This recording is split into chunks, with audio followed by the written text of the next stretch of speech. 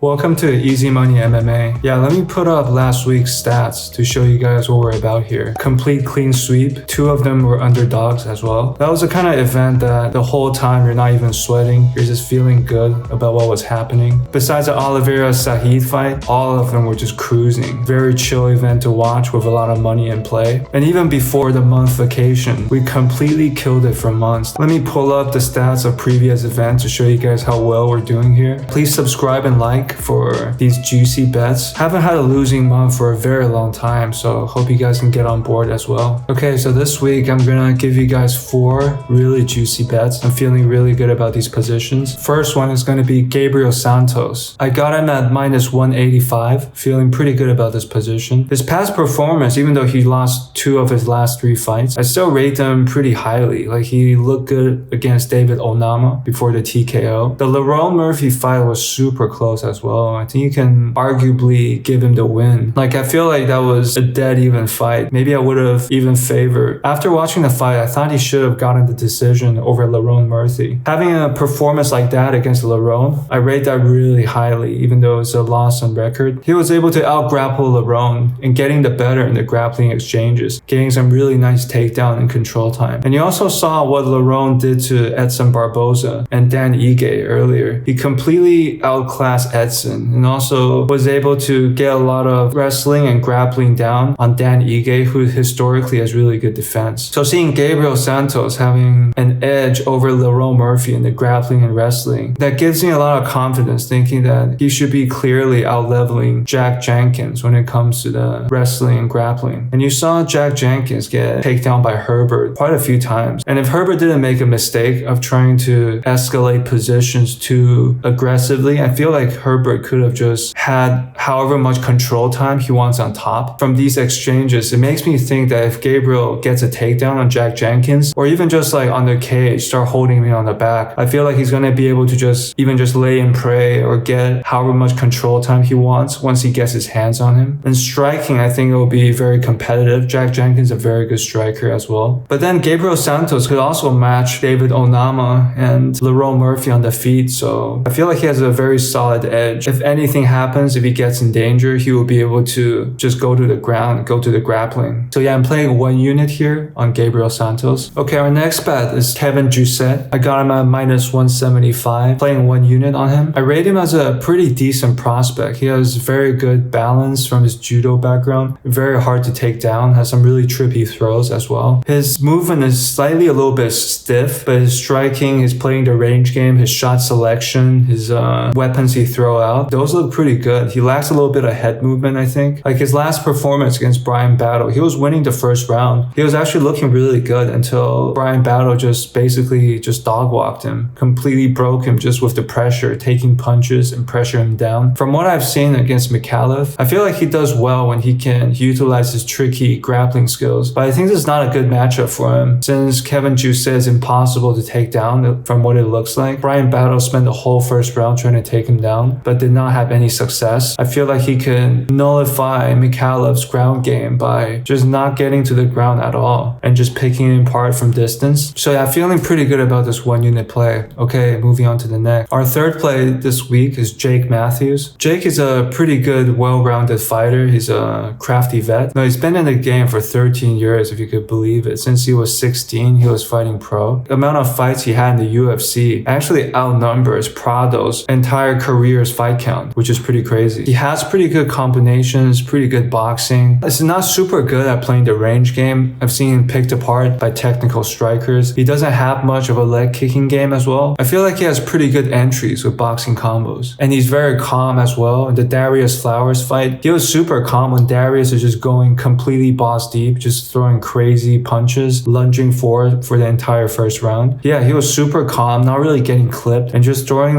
very precise counter shots. He's a pretty decent counter striker. And I feel like against Prado, who is very telegraphed, kind of has that Drew Dober build and just like lunges forward, it's very obvious when he's trying to do something. I feel like Matthews will be able to read him pretty easily, getting some nice counter shots and be able to land his nice combos. I feel like Prado, his kind of style works better when he can out physicality and just dog walk someone down. But I feel like Matthews will have quite a significant size advantage. Since Prado, this is his first debut in welterweight. welterweight. And he wasn't even a big lightweight to begin with. Like when you see him fighting against Al Huber, he didn't even look that big. Yeah, Jake Matthews' performance against Michael Morales, I don't rate that super poorly as well, even though Morales clearly won all 3 rounds. But then it wasn't like complete domination. He was still landing some shots. Morales just basically outclassed him with better low kick and jabbing game. Super crafty, just controlled him in distance. I feel like it needs to be someone with the range and super technical to be able to control Jake Matthews like that. I don't actually rate Prado that highly. I feel like he's a little bit overhyped. Even though he was undefeated before UFC, I just feel like he's way too inexperienced. Used to walking people down, getting whatever he wants, just dog walk people and get the KO. But you can see in the Jamie Malarkey fight, like after he got taken down, he was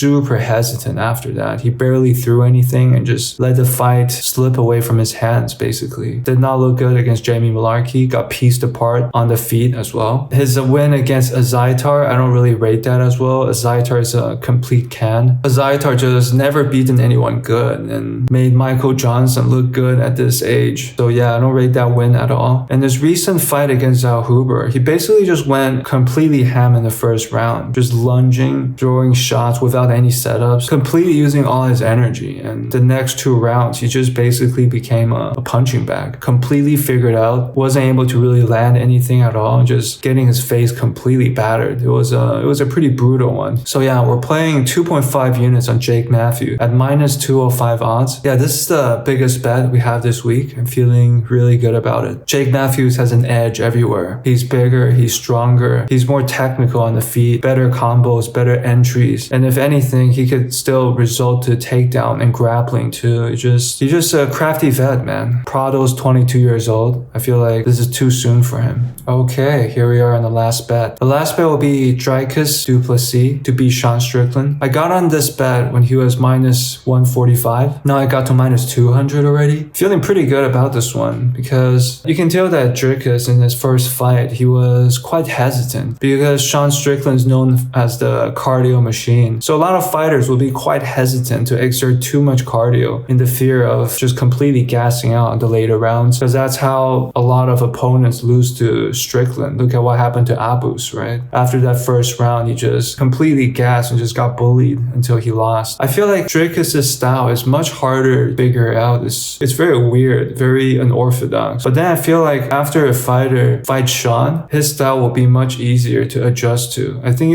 it's much harder to make the adjustment to fight Dricus' style than it is to fight Sean Strickland. So I feel like after the last fight, Dricus knowing that he can go hard for 5 rounds, knowing what it feels like, what Sean's defense feel like, I feel like he will have a much bigger edge compared to the first round. And the first round was so close as well. I still thought Dricus won the first round from the key takedowns that he was landing. But yeah, it was a very close fight. And I feel like Dricus will have a much bigger edge this time. I'm feeling pretty comfortable with the 1 unit play this time. Okay, thanks for watching. Best of luck for this week, and I'll see you guys next time.